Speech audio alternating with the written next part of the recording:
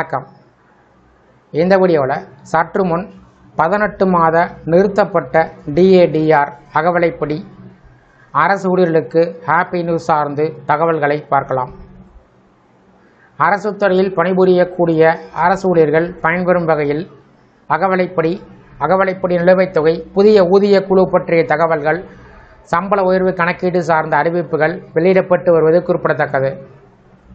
COVID-19 பெருந்தொற்று காலத்தில் 2020 ஜனவரி முதல் 2021 ஜூன் வரை மத்திய அரசு ஊழியர்கள் மற்றும் ஓய்வூதியர்களுக்கான அகவிலைப்படி டிஏ, அகவிலை நிவாரணம் டிஆர் உயர்வுகள் நிறுத்தி வைக்கப்பட்டன.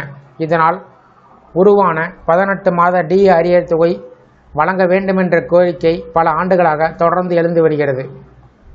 சமீபத்தில் நடைபெற்ற ஆலோசனைக் கூட்டத்தில் மத்திய அரசு ஊழியர்கள் சங்கங்கள் மீண்டும் இந்த கோரிக்கைகளை வலியுறுத்தியிருப்பதாக தகவல்கள் வெளிவந்துள்ளன.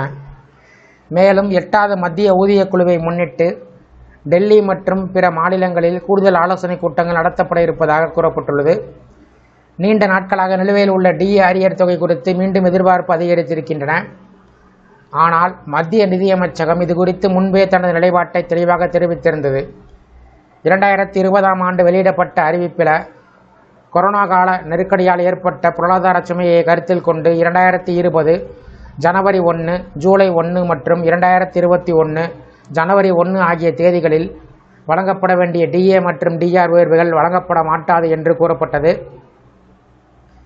பின்பு 2021 ஜூலை முதல் டிஏ மீண்டும் அமல்படுத்தப்பட்டாலும் 18 மாத காலத்திற்கான நிலுவைத் தொகைகள் பின்னோக்கி வழங்கப்பட மாட்டாது என்றும் அரசு தெளிவுபடுத்தியது.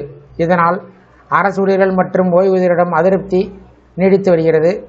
இதற்கு இடையில் மத்திய அரசு சமீபத்தில் அரசு ஊழியர்கள் மற்றும் ஓய்வூதியர்களுக்கு 2% டிஏ, டிஆர் உயர்வை அறிவித்தது. பிரதமர் நரேந்திர மோடி தலைமையில் நடைபெற்ற அமைச்சரவைக் கூட்டத்தில் எடுக்கப்பட்ட இந்த முடிவின்படி டிஏ விகிதம் 58%-இருந்து 60% உயர்த்தப்பட்டுள்ளது. இந்த உயர்வு 2026 ஜனவரி 1 முதல் அமலுக்கு வரும் என்றும் தெரிவிக்கப்பட்டிருக்கிறது. இதன் மூலம் சுமார் 50.46 லட்சம் அரசு ஊழியர்களும் 68.2 லட்சம் ஓய்வூதியர்களும் பயன்பெற உள்ளார்கள். உயர்ந்து வரும் விலைவாசியை சமாளிக்கக்கூடிய வகையில் இந்த நடவடிக்கை எடுக்கப்பட்டதாக அரசு தெரிவித்தது.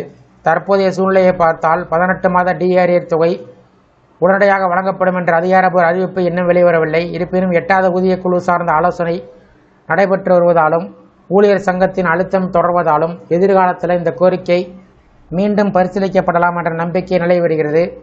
எனவே மத்திய அரசு ஊழியர்களும் ஓய்வூதியர்களும் தற்போது அரசினுடைய அடுத்த கட்ட அறிவிப்புகளை ஆவலுடன் எதிர்பார்த்து காத்திருக்கிறார்கள். இந்த வீடியோ குறித்த உங்களுடைய கருத்துக்களை கமெண்ட் செக்ஷனில் கமெண்ட் பண்ணுங்கள். இந்த வீடியோ பிடிச்சிருந்தால் வீடியோக்கு ஒரு லைக் பண்ணுங்கள். இந்த வீடியோவை உங்களுடைய நண்பர்கள் மற்றும் உறவினர்களுக்கும் ஷேர் பண்ணுங்கள். நன்றி.